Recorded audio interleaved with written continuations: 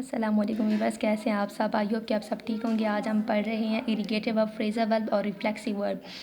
कल हमने पढ़ा था ट्रांजिटिव और इंट्रांजिटिव वर्ब, वो आपको आई होप याद होगा। अब हम पढ़ रहे हैं इरिगेटिव वर्ब। इरिगेटिव वर्ब क्या होते हैं? ट्रांजिटिव और जब हमने ट्रांजिटिव और इंट्रांजिटिव पढ़ा था तो उसके लास्ट में मैंने आपको बताया था कि सम टाइम कुछ ऐसे भी वर्ब्स होते हैं जो दोनों के तौर पे वर्क करते हैं। और आज हम पढ़ेंगे कि इरिगेटिव वर्ब क्या है। ट्रांजिटिव मैं आपको दोबारा से रिपीट करवा देती हूँ। ट्रांजिटिव वो होता है जिसमें ऑब्जेक्ट होता है डायरेक्ट, और इंट्रांजिटिव होता है जिसमें डायरेक्ट ऑब्जेक्ट नहीं होता।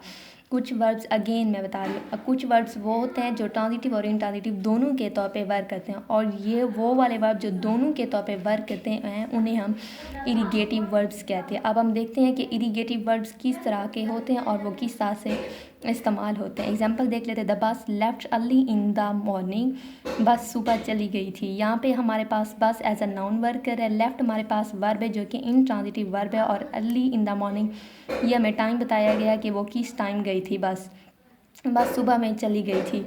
यहाँ पे कोई ऑब्जेक्ट नहीं है, और यहाँ पे हमारे पास वर्ब है लेफ्ट, और वो वर्क कर रहा है इंट्रांजिटिव के तौर पे। एक और एग्जांपल देख लेते हैं। He left the bus early in the morning. अब यहाँ पे देखें, यहाँ हमारे पास सब्जेक्ट भी आ चुका है, लेफ्ट हमारे पास वर्ब भी आ चुका है, बस हमारे पास भी आ चुकी है। बस यहाँ पे हमारे पास ऑब्जेक्ट के तौर पे वर्क करिए। ही लेफ्ट द बस, वो बस ले गया अर्ली इन द मॉर्निंग, सुबह में। उसने टाइम भी बता दिया कि वो सुबह में बस को लेकर गया। अब यहाँ पे देखें कि ऑब्जेक्ट आ चुका है, और यहाँ पे ऑब्जेक्ट होता है वो हमारे पास ट्रांजिटिव वर्ब होता है। जो वर्ब सेम होते हैं, दोनों के तौर पे वर्क करते हैं, वो फिर हमें किस तरह से पता चलता है कि ये ट्रांजिटिव है या फिर इंट्रांजिटिव। मतलब सेंटेंस के मूड को देखकर बताया जाता है कि ये ट्रांजिटिव है या फिर इंट्रांजिटिव है। तकरीबन ये जुमला सेम है। इसमें हमारे पास सब्जेक्ट नहीं था, यहाँ पे इंट्रांजिटिव में हमारे पास सब्जेक्ट नहीं था, और ट्रांजिटिव में हमारे पास सब्जेक्ट भी आ गया और ऑब्जेक्ट भी आ गया है। आई होप आप इसे समझ चुके होंगे। अब हमारे पास है phrasal verb. Phrasal verb phrase से निकला हुआ है, और इसे क्या होता है अब हम ये पढ़ते हैं। फ्रेजल वर्ब वो फेल होता है जिसके बाद पार्टिकल आता है।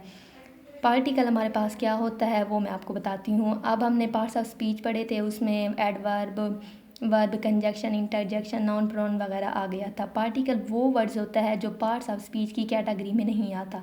जो पार्ट्स ऑफ स्पीच की कैटेगरी में नहीं आता उसे हम पार्टिकल कहते हैं। पार्टिकल कौन से वर्ड्स होते हैं? वो हमारे पास टू होता है, जैसे अप हो गया, डाउन, वेल, अवे वगैरह वाले हो गए।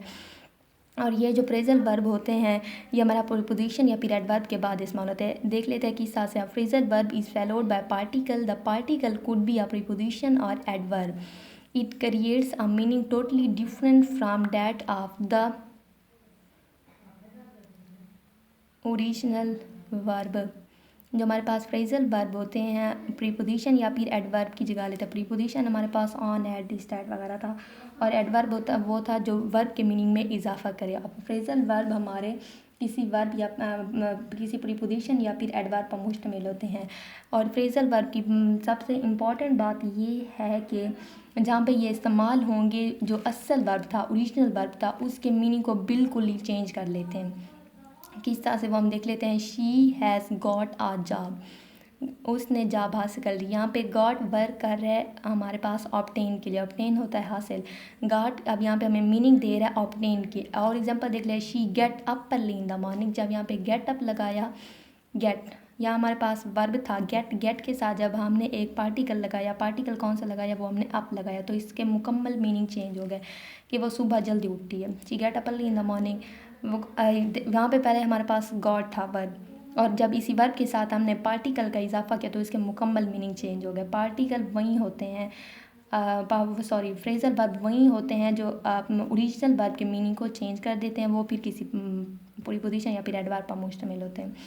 जैसे एक और बहुत सारे लफ्ज़ हैं जो मतलब अगर पार्टिकल उनके साथ आ गए तो मीनिंग को ख़त्म कर देते। जैसे पुट हमारे पास है, उसका मतलब होता है डालना।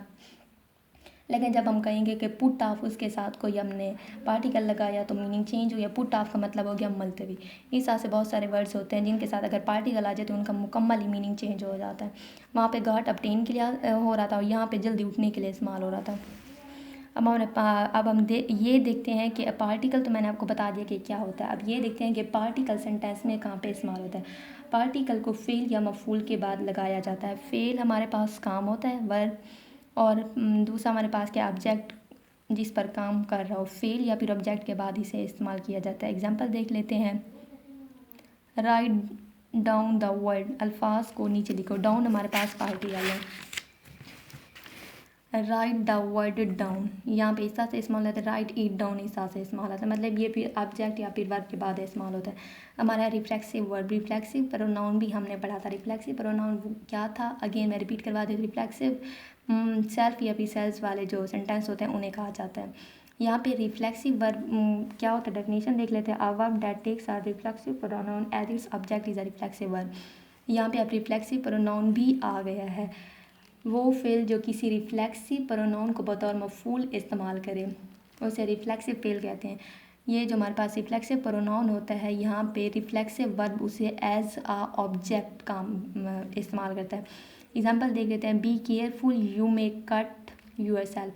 कट हमारे पास वर्ब है और यूर सेल्फ हमारे पास प्रोनाउन है। कौन सा प्रोनाउन है, रिफ्लेक्सिव प्रोनाउन है। और यहाँ पे जो फेल है कट, वो रिफ्लेक्सिव प्रोनाउन यूर सेल्फ का मफूल बन चुका है।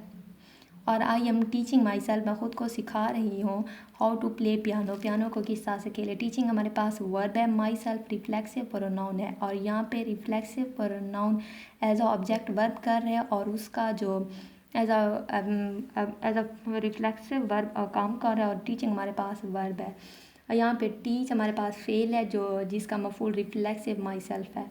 आई होप आप इसे अंडरस्टैंड कर चुके होंगे। अल्लाह हाफिज़। अगर आपको मेरी वीडियो अच्छी लगे तो subscribe, like and share my channel.